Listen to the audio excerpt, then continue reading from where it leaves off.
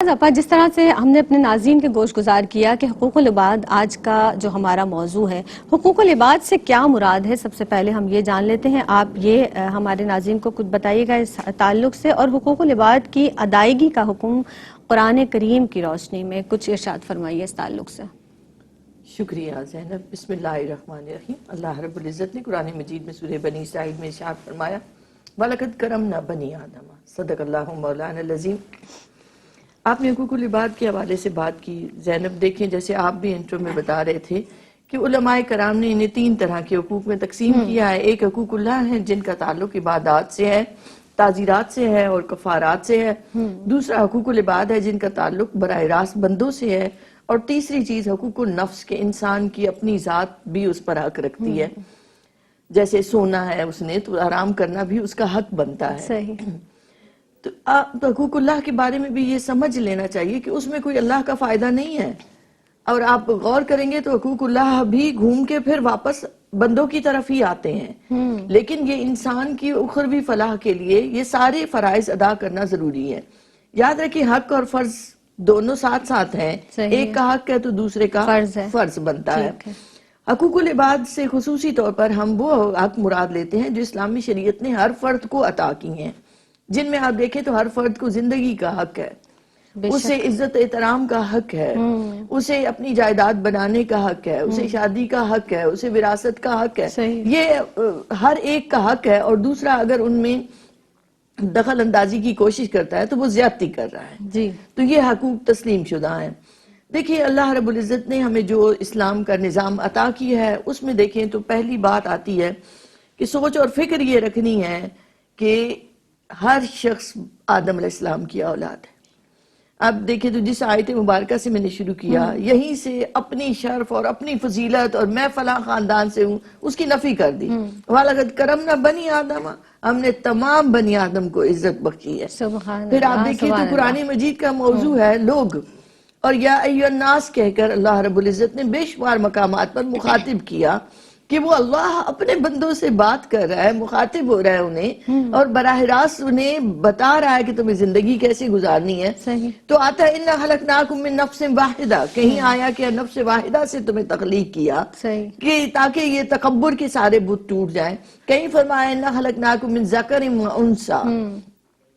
پھر آپ دیکھیں تو ایک پہچان کے لیے، تعارف کے لیے وہ قبیلے، وہ گروہ، وہ اپنی جگہ برحق ہے۔ آپ پاکستانی ہیں، کوئی کسی اور ملک سے تعلق رکھتا ہے تو اللہ رب العزت نے سورہ حجرات میں ارشاد فرمایا وَجَعَلْنَاكُمْ شُعُوبًا وَقَبَائِلَ لِتَعَارَفُوا، یہ تمہاری فقط ایک دوسرے کے ساتھ بات کرنے کے لیے، پہچان کے لیے، شناخت کے لیے، یہ قبائل، یہ گروہ، یہ سارے جن میں تم نے اپنے آپ کو درجہ بندی کی ہوئی ہے۔ اِنَّ أَكْرَمَكُمْ عِنْدَ اللَّهِ أَتْقَاكُمْ، اللہ کے نزدیک تو زیادہ قریب وہی ہے جو تقوی والا ہے، متقی ہے، پرہیزگار ہے۔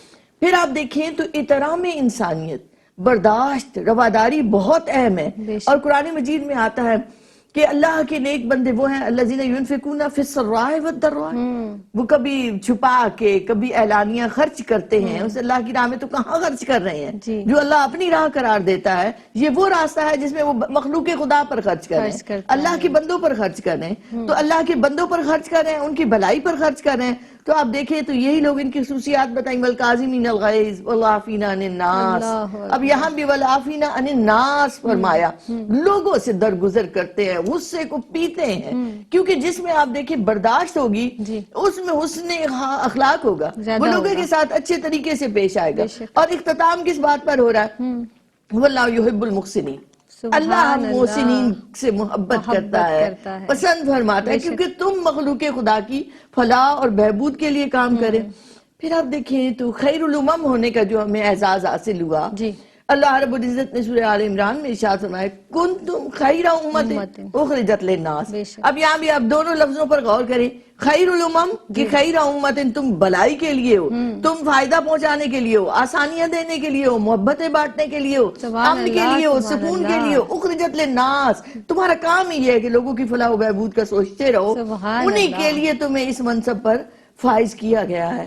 تو اب آپ غور کریں، آپ جس جہت سے دیکھیں گے اسی جہت سے آپ کو حقوق العباد نظر آئیں گے ان آیات کی روشنی میں۔ پھر آپ دیکھیں تو 3 چیزیں ہیں، ایک یہ کہ حقوق العباد کی بھی ترتیب عطا کر دی اسلام نے، کہ سب سے پہلا حق والدین کا ہے، اس کے بعد آپ کے اہل عیال کا حق ہے، اس کے بعد بہن بھائیوں کا. ایک ترتیب رشتوں کی عطا کر دی کہ یہ نہیں ہو سکتا والدین بھوکے پیاسے بیٹھے ہیں اور آپ کہیں کہ بڑے آپ فلاں محتاجوں کی مدد کر رہے ہیں. ہاں. نہیں، وہ ترتیب عطا کر دی. اسی طرح آپ کے اہل عیال کو تکلیف ہے، تنگ دستی ہے، اور آپ کہیں کہ آپ فلاں بیوہ کا خیال رکھنے جا رہے ہیں، تو یہ غلط ہوگا.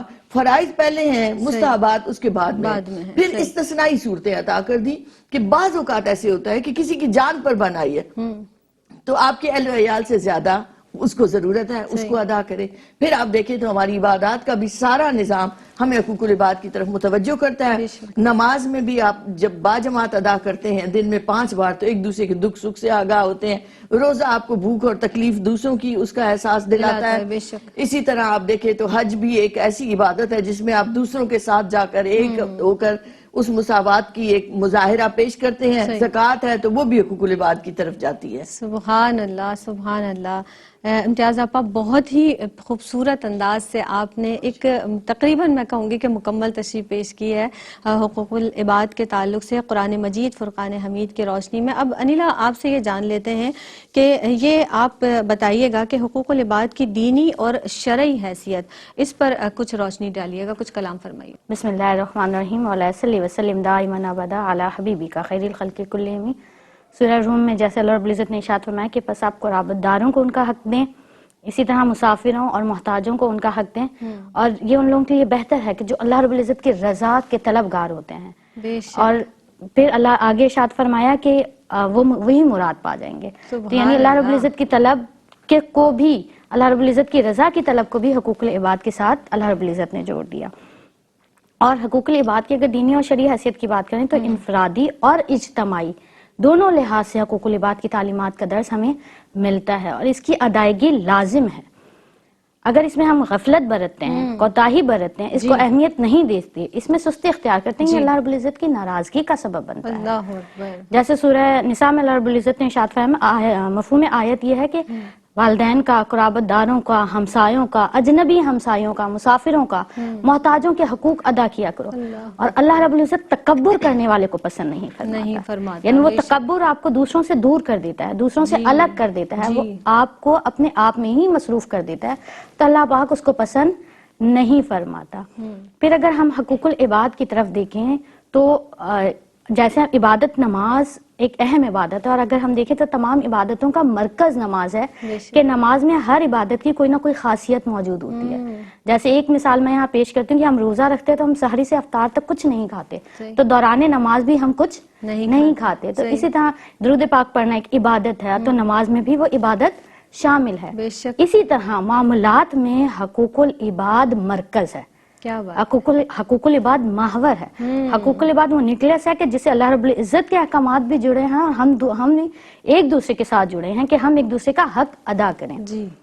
اور حقوق العباد کی اہمیت یہاں سے بھی واضح ہوتی ہے کہ ہم حقوق اللہ ادا کرتے ہیں، وہ ہماری ادائیگی ہو جاتی ہے، لیکن اس کا اجر و ثواب حقوق العباد کے ساتھ منسلک ہوتا ہے.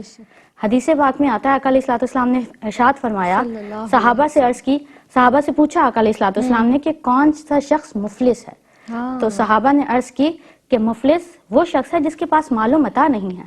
آقا علیہ الصلوۃ والسلام نے ارشاد فرمایا کہ نہیں، مفلس وہ شخص ہوگا جب روز قیامت نماز، روزہ اور زکوٰۃ کے ساتھ آئے گا، مگر اس نے کسی کو گالی دی ہوگی، کسی کی حق تلفی کی ہوگی، کسی کو مارا ہوگا، کسی کو تکلیف پہنچائی ہوگی. اللہ اکبر. وہ شخص بروز محشر اعمال ہوتے ہوئے، عبادات ہوتے ہوئے بھی خالی ہاتھ ہوگا. اور پھر جو صاحب حق ہے اس کو نیکیاں دی جائیں گی ایسے شخص کی جس نے حق تلفی کی ہے. اور اگر تب بھی پورا نہ ہوگا تو صاحب حق کے گناہ اٹھا کر اس شخص کے اعمال نامہ میں ڈال دیے جائیں گے کہ جس نے حق تلفی کی ہو. تو اس سے واضح ہوا کہ حقوق العباد حقوق اللہ کے ساتھ جڑے ہوئے ہیں کہ انسانوں کی مدد، خیال اور ہمدردی کے ساتھ پیش آنا یہ انتہائی ضروری ہے. پھر ایک اور حدیث پاک کا میں یہاں ذکر کرتے چلوں کہ آقا علیہ الصلوۃ والسلام نے ارشاد فرمایا کہ شہید کے تمام گناہ معاف ہیں لیکن اس کا قرضہ نہیں. تو امام نووی رحمۃ اللہ علیہ اس کی تشریح بیان کرتے ہیں کہ قرضے سے مراد حقوق العباد ہے. اللہ اکبر. کہ جس نے حقوق العباد میں کمی اور کجی کر دی وہ اللہ رب العزت کی بارگاہ میں پکڑا جا سکتا ہے. اللہ رب العزت کی بارگاہ میں اس سے حقوق العباد کے حوالے اور حقوق العباد کی تلافی جس شخص کا آپ نے حق مارا ہوتا ہے اس سے معافی کر کے ہی آپ کو ملتی اللہ ہے. اکبر. پھر اگر ہم دیکھیں تو آقا علیہ الصلوۃ والسلام نے ایک اور حدیث پاک اور بہت آپ نے ارشاد فرمایا کہ صدقہ کیا کرو نیکی کی صورت میں. بے شک. تو ایک شخص نے عرض کیا رسول اللہ کیسے؟ آپ نے کہا کہ اپنے مال میں سے خرچ کیا کرو.